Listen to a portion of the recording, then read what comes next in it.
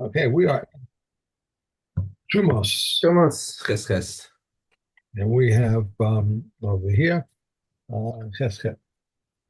If a doubt of uncleanness arose concerning a jar of truma, Reb Eliezer says if it was lying in an exposed place, it should put in a hidden place. If it wasn't covered, he should cover it. But Reb Yeshua says if it lie in a hidden place, it should be put in an exposed place. And if it was covered, it should be uncovered. Reb Gamil says let him do nothing new about it. If a jar is broken in the upper part of the press and the lower part is unclean, Rabbi Eliezer and Rabbi Yeshua agree that he can save from it one clean revius and and should save it. But if not, Rabbi Eliezer says let it descend and become unclean, and let him not make an unclean with his hands.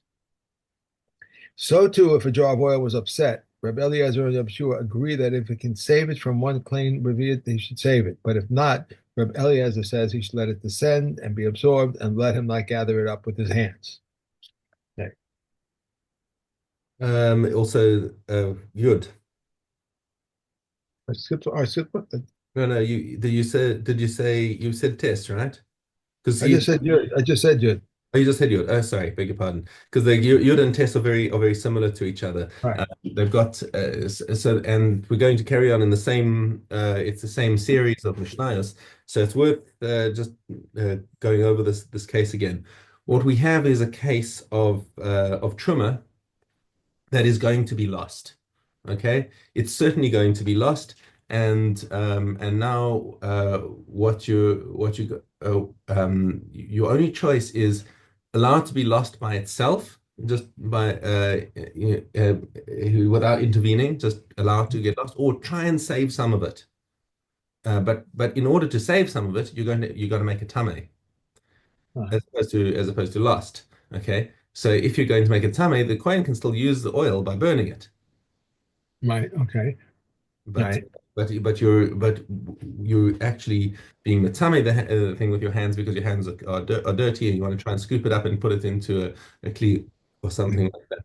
Okay, but what we're but so we got the two cases. The first one is the a barrel of truma that broke in the upper vat, and he wants, and the bottom vat is tame.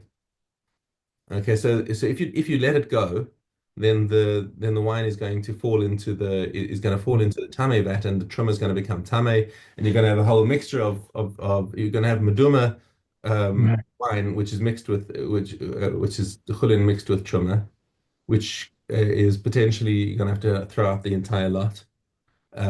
Depending on the amount of if you've got 100 times the chulin in there, okay, then you're right, but your truma is still going to get lost. Um, but Tachtona Tmeya.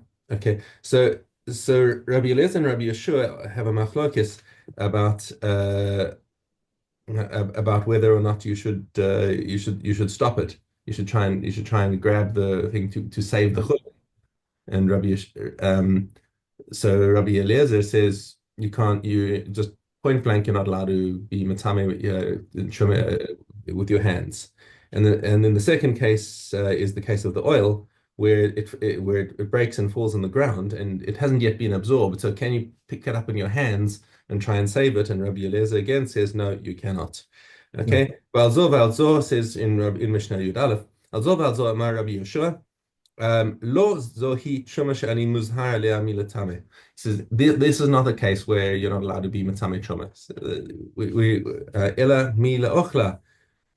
You're just not allowed to eat this truma. That's all, because it's gonna end up becoming tame, and such is life. Um, but okay, you know, lochla. The chol okay. Sorry. The ubal tetame ketzad. So what's a case where, yes, I agree that you're not allowed to be matamet? Haya over mimakom lemakom. The kikaros shel truma biyado. So here's a Kohen who's walking around with a bunch of loaves of truma bread in his backpack. Okay. Amar lo nochri, and he gets mugged. And a non-Jew says to him, give me one of your loaves." He says, I can't give it to you. It's truma. And the guy says, give it to me, or else I'm going to stick my hands inside there and be matame everything. Okay? תן לי אחת מהן ואטמא, ואם לאו הרי אני מטמא את כולן. So Rabbi Eliezer says, Yitame es kulan. He says Rabbi Eliezer says you cannot hand over the loaves because it's you're causing it to be tame yourself. If let the guy come and take it, okay, and then it's on his head, not on yours. Okay. ואל ייתן אחת מהן ויטמא. Rabbi Yeshua אומר, יניח לפניו אחת מהן על הסלע. He says, take out one and just put it on the rock. Don't give it to him directly. You haven't been matama yet. You're still tahor. You just put it on the side, and now the guy takes it and he's happy. And that way you can save the rest of your truma. Okay?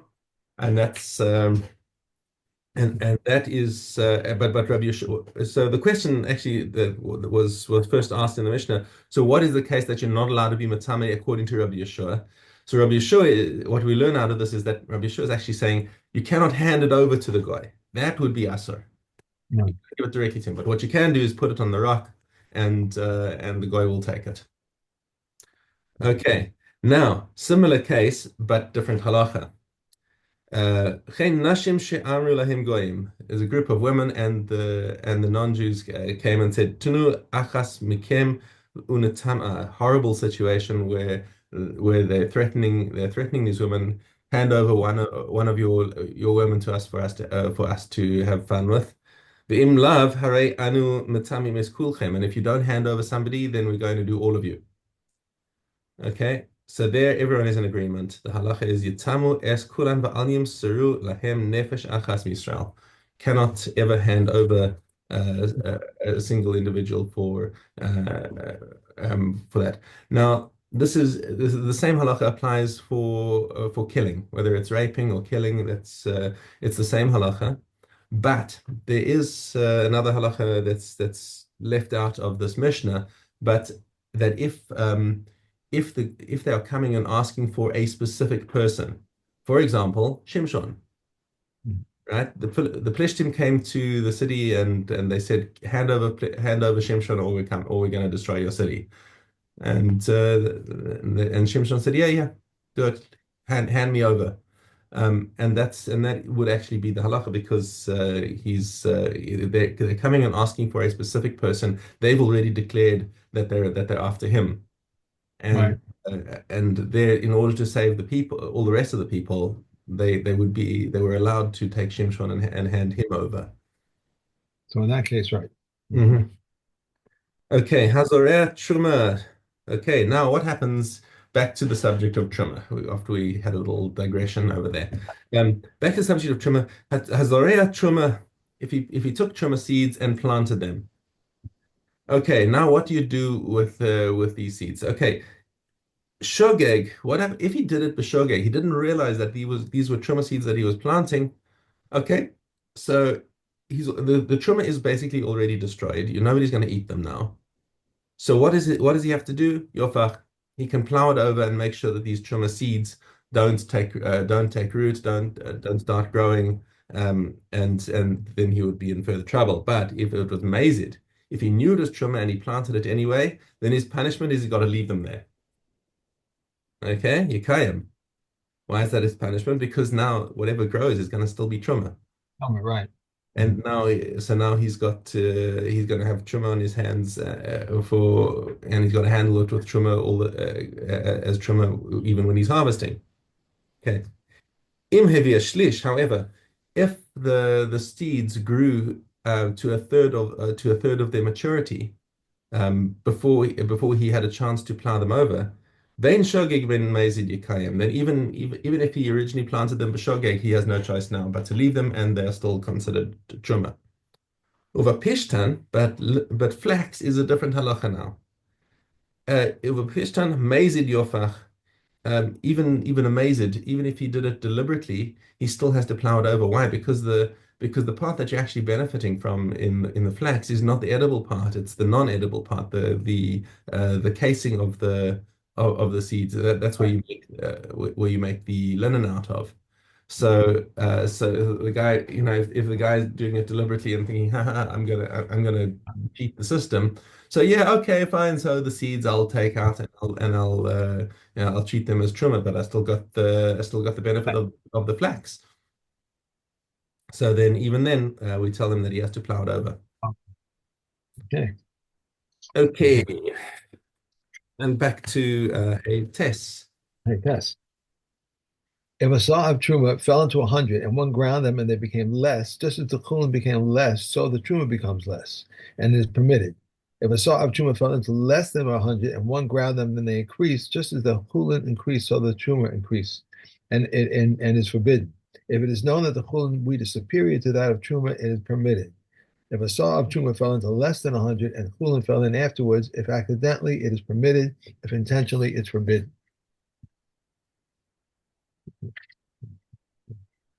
Um, If one eats truma inadvertently, he must pay its value plus one fifth. Whether he eats it or drinks it or anoints himself with it, whether it is clean truma or unclean truma, he must pay one fifth and a fifth of a fifth. He may not pay in truma, but in tithe chulin, which becomes truma, and that which is given in payment in truma, if the priest decides to forego it, he cannot do so. And if the slaughter of an Israelite ate, I'm sorry, the slaughter, if the daughter of an Israelite ate truma and afterwards married a get priest, if the truma she ate had not yet been acquired by a priest, she pays the value and its fifth to herself. But if she ate truma, which the priest had already acquired, she pays its value to the owners and a fifth to herself. For they said, if one eats truma inadvertently, he pays its value to the owners and the fifth to whomever he wishes. Okay. Shvius Heiches.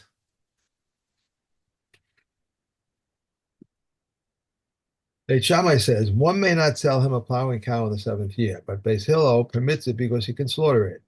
One may sell him produce even at sowing time, and he may lend him his saw of measure through he knows it has a threshing floor, and he may change money for him, though he knows it has workers. But if expressly, all are forbidden. A woman may lend her neighbor who is suspect in regard to seventh year a sifter, a sieve, and a hand mill or an oven, but she may not sift or grind with her. And the wife of a chavir may lend to the wife of an Amaretz a sifter or a sieve, and she may sift, grind, or refine with her. But once she has poured water, she may not touch with her, for one may not aid in transgressors. But all of these things were said solely for the sake of peace, and one may encourage non-Jews in the seventh year, but not Jews, and one may greet them for the sake of peace. There are three territories in regard to the seventh year, all of which the ascendants from Babylon occupied of Eretz Israel as far as Kiziv. It may not be eaten or cultivated, and all that descendants from Egypt occupied from Kiziv as far as the river and until Amana may be eaten but not cultivated. From the river and Amana inward, they may be eaten and cultivated. Okay. And, Happens. okay. What blessing does one make after over fruit? On fruit of the trees, one says, who creates the fruit of the trees, except for the wine? For on wine, one says, who creates the fruit of the vine? On fruits of the earth, one says, who creates the fruit of the soil, except for the bread? And for on bread, one says, who brings forth bread from the soil? On vegetables, one says, who creates the fruit of the soil? And Rabbi Yehuda says, who creates diverse kinds of herbs? If one recited, who creates the fruit of the soil over fruit of the tree, he has fulfilled his obligation. If over fruit of the soil and he recited, who creates fruit of the tree, he has not fulfilled his obligation. If over all of these one said, but by whose words all things exist, he has fulfilled his obligation. Over such things as do not grow from the soil, one says, by whose word? Over vinegar, unripe fallen fruits, and over locusts, one recites, by whose word? Over milk, eggs, and cheese, one recites, by whose word? And Rabbi Yehuda says, no blessing is recited over whatever is the nature of a curse. Just want to make sure that we're aware that by whose word means shehakol. Shehakol Right, niyadin. right, I knew that. Right. You kind of lose what we know is uh, in that translation. Yeah. Okay, we're olios. If part of the Gimel, if part of the truma is in the house and part of it opposite the skylight, the house becomes tamei, and whatever is opposite the truma also becomes tamei. These are the words of Rav Meir. Rabbi Yehuda says the house becomes tamei, but whatever is opposite the skylight remains tahor. Rossi says that the truma is large enough, but that when divided in half, it contaminate both the house and whatever is opposite the truma, they are both tamei. If not, the house becomes tamei, and whatever is opposite the truma is tahor. If there are two skylights, one above the other, each of the size of square handbreadth, and tuma is in the house, whatever is directly opposite the skylights remains tahor. And if the tuma is directly opposite the skylights, the house remains tahor. Okay. If the tumor is either in the house or directly opposite the skylights, and an item susceptible to tumor is placed over either the upper or the lower skylight, everything becomes tummy. If an item not susceptible to tumor is placed over the skylight, whatever is below the item becomes tummy, and whatever is above remains tahor. If the skylights are smaller than a handbreadth and tumor is in the house, whatever is directly opposite the skylights remains tahor. If the tumor is directly opposite the skylights, the house remains tahor. If tumor is in the house and an item either susceptible to tumor or not is placed over either the upper or the lower skylight, only the lower story becomes tummy. If the tumor is directly opposite the skylights and an item susceptible to tumor is placed over either the upper or the lower skylight, everything becomes tummy. If an item not susceptible to tumor is placed over either the upper or the lower skylight, only the lower story becomes tummy. Okay. Dios.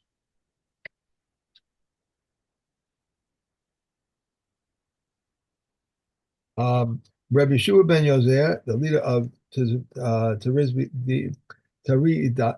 testified that the isle grasshopper, that is tahor, and he testified about the privilege of the temple's butchering place, that they are tahor, and he testified that one who touched a corpse is tameh, and they called him Yossi the Permitter. Rekiva testified in the name of Nehemiah, the leader of Beis Delhi, that we allow a woman to be married based on the testimony of one witness. Rabbi Shua testified about bones that were found in the woodshed of the temple, and the sages said about them, one should collect them bone by bone, and everything is tahor. Rabbi Elias said, I have heard that when they were building in the sanctuary, they made curtains for the sanctuary and curtains for the courtyards, except that in the case of the sanctuary, they would build outside the curtains, whereas in the case of the courtyards, they would build inside the curtains. Rabbi Yeshua said, I have heard that we may offer sacrifices even though there is no sanctuary building, and that we may eat Kodesh Kadoshim even when there are no curtains, and we may eat Kodesh Kalim and Ma'aser Sheni in Jerusalem even though there is no wall around it, because the original sanctification is sanctified for that time and sanctified for the future. Okay. I think we're going to go to something new after this next time. So what is next? After alias is Avodah Zarah. What is okay? We're finishing. Yeah, we are finishing pretty soon here. Avodah Zarah. Okay. Chagiga, base.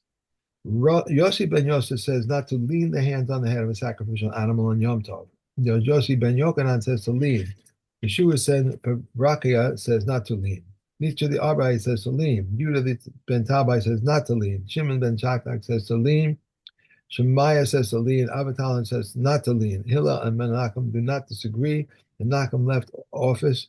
Shammai entered, and Shammai says not to lean, and Hillel says to lean. The former of the respective pairs were Nisim.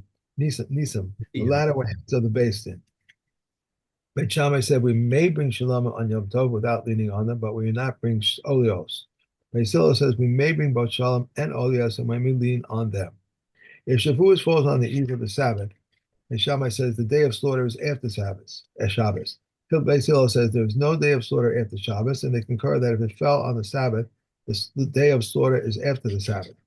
The Kohen Gadol does not don his special garments on that day. Moreover, they are permitted to eulogize and fast in order not to confirm the view of those who say that Shavuos is always the day after the Sabbath.